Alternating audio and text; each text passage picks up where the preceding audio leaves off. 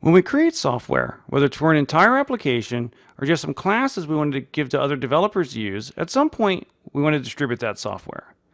By working with packages, our software gets built into a predictable structure, and that predictable structure simplifies this idea of distribution.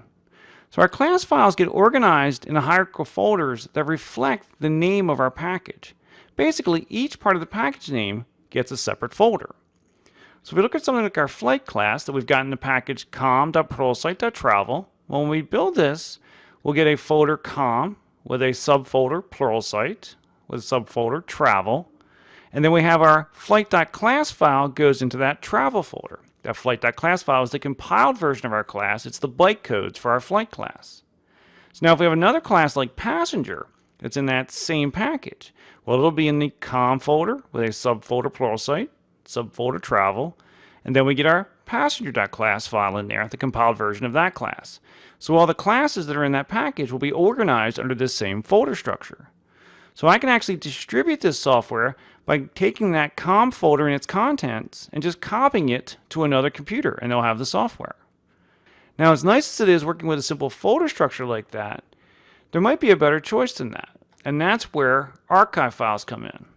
Archive files allow us to put that folder structure into a file, and these are commonly known as jar files. And what it does is it takes that entire hierarchy of the folders and can put it into a single file. And that file can even optionally be compressed.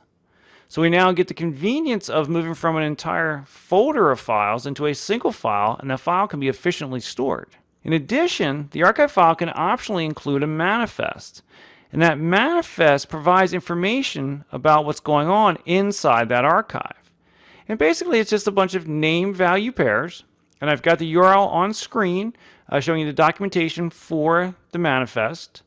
But one of the things we commonly use the manifest for is identifying the startup class that's contained in an archive file, making it easy for us to run a program that's inside of an archive file.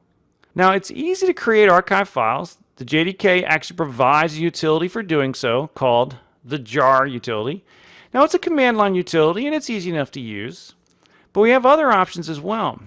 Many other tools actually include the ability to create jar files.